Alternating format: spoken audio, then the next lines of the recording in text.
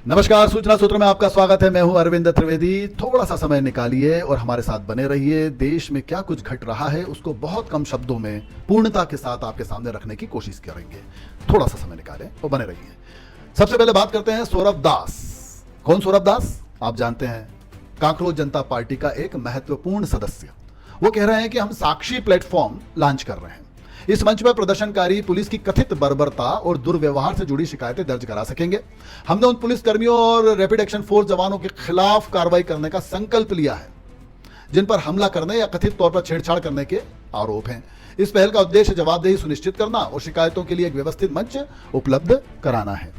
लेकिन तस्वीर का दूसरा पहलू भी यही है कि पहले जहां पूरे सोशल मीडिया पर किस तरह से जुल्म किया है पुलिस ने वो छाया हुआ था, लेकिन बाद में पुलिस कर्मी भी, यहां तक कि आईपीएस ऑफिसर भी जनता के सामने आए हैं। निश्चित तौर पर लेकर आने वाले सोशल मीडिया के इन्फ्लुएंसर्स हैं, वो बता रहे हैं कि उनके साथ किस कदर का व्यवहार हुआ है। मतलब सुरक्षा प्रहरी कहलाते हैं, रक्षक कहलाते हैं, उनके साथ भी किस तरह से व्यवहार हुआ है और किसने किया है, अब ये भी बात सामने आने लगी है। तो दोनों मंचों को जनता अच्छे से देख रही है और देखना भी चाहिए।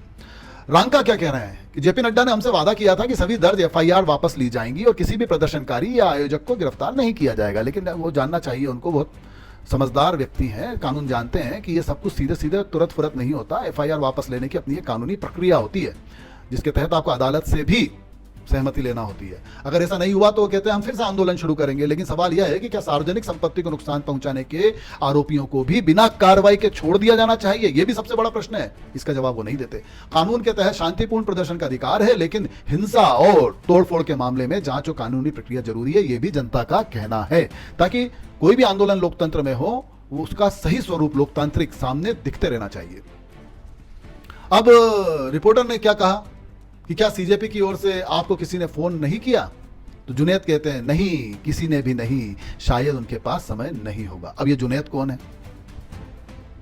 चलिए, रिपोर्टर ने फिर क्या बोला, मुझे नहीं लगता कि उन्हें आपके लिए कभी समय मिलेगा। आपने 35 दिनों तक उनका साथ दिया। कम से कम दीप के और सौरभ की ओर से तो आपको 6 फोन तो आ ही जाने चाहिए थे। अब इसी बीच अभिजीत दीप के अमेरिका वापस लौट गए, आएंगे। तो रिपोर्टर कहते हैं कि आलोचक पूछ रहे हैं कि आपने जेपी नड्डा के हाथों सूप पीकर अपना अनशन क्यों समाप्त किया? किससे पूछ रहे हैं? पहली बात में जुनैद की कर रहा था, अब वो पूछ रहे हैं वांगचुक से कि इसी के हाथों क्यों सूप पिया आपने। मतलब राजनीतिक रूप से नहीं, भावनात्मक रूप से भी कुछ लोग अछूत होते हैं, और ये वो लोग पूछ रहे हैं ये सब बातें जो बड़े छुआछूत के खिलाफ होते हैं, भेदभाव के खिलाफ होते हैं, एकता की बात करते हैं, अलग तरह का एक वामपंथी माइंडसेट है। तो वो पूछ रहे हैं कि नड्डा के हाथों क्यों? तो वांगचुक कहते हैं जब कोई राजनेता आगे बढ़कर किसी का अनशन समाप्त कराने में मदद करता है तो यह एक सकारात्मक और सम्मानजनक पहल मानी जाती है। ये कह रहा है वांगचुक। आपके मतभेद हो सकते हैं वांगचुक से वैचारिक, लेकिन जो संस्कार है वो आपने दिखा रहे हैं। तो यह एक सकारात्मक और सम्मानजनक पहल मानी जाती है। वो कह रहे हैं हमारी संस्कृति में इसे संवाद, संवेदनशीलता और चिंता व्यक्त करने का स्वस्थ तरीका माना जाता है। ये वांगचुक अब उनको समझा रहे हैं जो ये कह रहे हैं कि नड्डा के हाथों सूप क्यों पिया। 23 दिन तक आप भूख हड़ताल पर बैठे रहे, वो गया और एक जरा सी बात सामने लेके आ गए और वो पूरे 23 दिन की उनकी मेहनत पे पानी फेर दिया। इसी भावना के साथ वो कहते हैं कि मैंने अनशन समाप्त करने का निर्णय लिया कि संवेदनशीलता और संस्कार भी, संस्कृति भी समय आने पर अपना काम करती है, करना चाहिए। तो ये मैं इसलिए कह रहा हूं कि आपने फिर से कहा जुनैद। जुनैद कौन है? वही जुनैद जो रोज लाखों रुपए खर्च करके लोगों को वहां पे खाना दे रहा था। हालांकि उनकी एक छोटी सी दुकान है, मोबाइल शॉप की, छोटा सा व्यापार है। अब ये लाखों रुपए कहां से आ रहे हैं, कैसे आए, ये सब जांच का विषय है, वो सरकार करेगी। लेकिन उनको कोई नहीं पूछ रहा। इसको कहते हैं यूज एंड थ्रो। ये उसका लबोलुबाब यही है जो जुनैद शिकायत कर रहे हैं बड़े दुखी होकर कि हमें भूल गए लोग। चलिए चलते हैं गोवा। गोवा पुलिस ने पणजी में मोहम्मद दानिश को हिरासत में लिया। बताया जा रहा है कि वह उमर खालिद और शर्जील इमाम के समर्थन में पोस्टर लेके घूम रहे थे।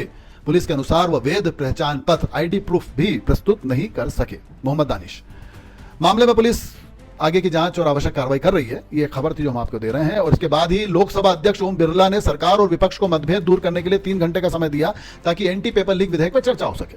उन्होंने कहा कि संसद लोकसभा में विधेयकों पर चर्चा करने के लिए चुने जाते हैं सांसद, ना कि नारेबाजी करने के लिए। बिल्कुल सही, जनता भी अब यही चाह रही है कि सांसद आमने सामने आए, पेपर लीक, शिक्षा सुधार, जिसका इतना बड़ा मुद्दा बना है, पूरे देश के घर घर में जा चुका है, जेएनजी उसको अच्छे से देख रहा है, वो सुनना चाहता है कि हमारा एक एक सांसद क्या विचार रखता है, बिल्कुल साफ, बिना किसी हल्ला गुल्ले के अनुशासन के साथ सांसद रहें और अपनी बात कहें, तब तो मानेंगे कि आपको राजनीति आती है, लोकतंत्र का सम्मान करना आता है। ओम बिरला ने इस विधेयक पर 6 घंटे की विशेष चर्चा कराने की पेशकश की, जो कि आगे बढ़ भी सकती है। उन्होंने यह भी कहा कि यदि सदन की सहमति रही तो चर्चा की अवधि और बढ़ाई जा सकती है, यह भी उन्होंने कहा। उन्होंने सभी दलों से सार्थक बहस और सदन की गरिमा बनाए रखने की अपील की है। बहुत महत्वपूर्ण मुद्दा है।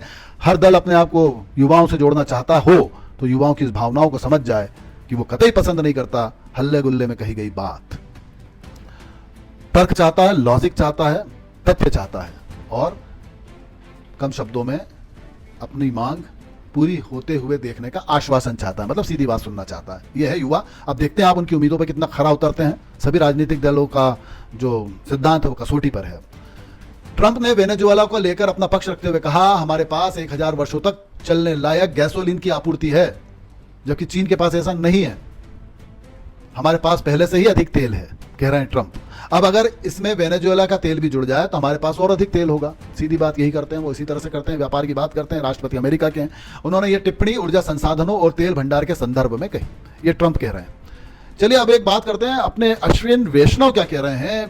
प्रसिद्ध हैं अपनी कार्यशैली को लेकर और तकनीकी के क्षेत्र में भी एक सशक्त हस्ताक्षर है।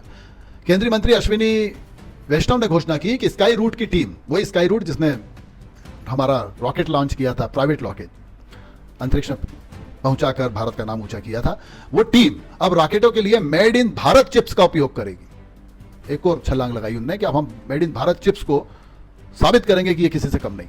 यह भारत के स्वदेशी सेमीकंडक्टर और अंतरिक्ष कार्यक्रम के लिए एक महत्वपूर्ण उपलब्धि मानी जा रही है। रॉकेट तकनीक में स्वदेशी चिप्स का इस्तेमाल आत्मनिर्भर भारत की दिशा में एक बड़ा कदम है।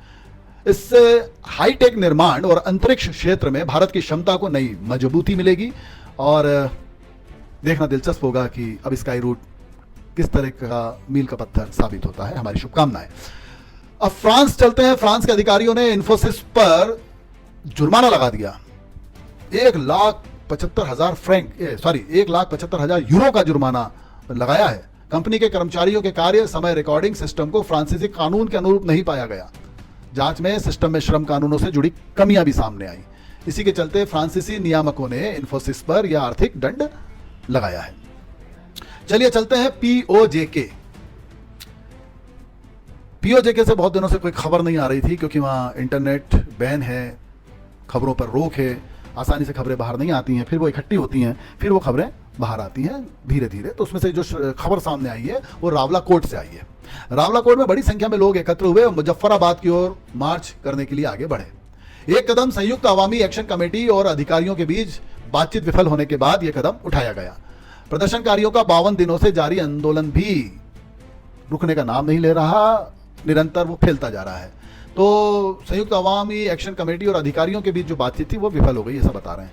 अब वे हिरासत में लिए गए लोगों की रिहाई, प्रदर्शनकारियों पर दर्ज मामलों की वापसी और अन्य मांगों को पूरा करने की मांग कर रहे हैं। इसी बीच खबर आई है कि फिर पिछले 1-2 दिन में जो प्रदर्शन हुए उसमें 8 प्रदर्शनकारी मारे गए हैं पुलिस की गोलीबारी से। ये अपुष्ट खबरें आ रही हैं, लेकिन जैसा कि हमने कहा कि वहां से जो भी समाचार आएंगे देर से आएंगे, अपुष्ट आएंगे। हमको अपने लॉजिकल एटीट्यूड का इस्तेमाल करते हुए सच्चाई जानने की कोशिश करना होगी कि पीओजेके में असल में हो क्या रहा है। बड़ी संख्या में लोग सड़कों पे हैं, ये तय है। बड़ी संख्या में लोग इनकलाब जिंदाबाद लगा रहे हैं, वो भी तय है। बड़ी संख्या में लोग घर वापस नहीं जा रहे हैं और अपनी जो मांगे हैं, जो कि मूलभूत मांगे हैं, उसका पूरा ना होने का गुस्सा प्रकट कर रहे हैं और यहां तक कि अब अपने आप को आजाद भी घोषित कर रहे हैं। वो सब कुछ सड़कों पे हो रहा है। फिर कभी कभी हिंसक घटनाएं यदि आती हैं तो ऐसे आंदोलन इस तरह का रूप ले लेते हैं यदि पुलिस तानाशाह हो, और वो है। पाकिस्तान में फौज और पुलिस के आगे किसी की नहीं चलती। भारत और चीन 1 अगस्त से सिक्किम के नाथुला दर्रे के जरिए सीमा व्यापार फिर से शुरू करेंगे। ये एक बहुत बड़ी खबर है व्यापार के क्षेत्र में। और चीन और भारत के बीच जो व्यापारिक रिश्ते हैं वो तो कमोबेश अच्छे ही माने जाते हैं। बाकी अन्य रणनीतिक मामलों में बातचीत चलती रहती है, मतभेद होते हैं, कभी गहरे होते हैं, कभी उससे उभरते हैं। तो ये सब भारत और चीन के बीच में है, लेकिन व्यापार को चीन बहुत महत्व देता है जो भारत के साथ वो करता है। यह व्यापार 2020 से लागू निलंबन के बाद दोबारा शुरू किया जा रहा है। इस कदम से दोनों देशों के बीच सीमा पार वाणिज्य को बढ़ावा मिलने की उम्मीद है। इससे पंजीकृत व्यापारियों, परिवहन संचालकों और दोनों ओर के स्थानीय व्यवसायों को लाभ मिल सकता है। तो ये भारत और चीन के बीच एक राहत भरी खबर हम कह सकते हैं। यदि कोई भी व्यापार अच्छा होता है तो ऐसे खबरों के बीच जब विपरीत खबरें आती होती हैं, इस तरह की खबरें आपको और हमको अच्छी लगती है। तो हमें इजाज़त दीजिए, बने रहिए सूचना सूत्र के साथ। थोड़ा सा समय निकालिएगा 10-12 मिनट का, और उसमें हमारी टॉप 10 सुपरफास्ट खबरों से अवगत हो जाइएगा। कमेंट्स भी कीजिएगा। नया ये दौर है हमारा, और इसको आप सपोर्ट करने के लिए लाइक भी कीजिएगा, और अपने कमेंट्स करके हमें आगे बढ़ने के लिए प्रेरित करें। बहुत बहुत धन्यवाद।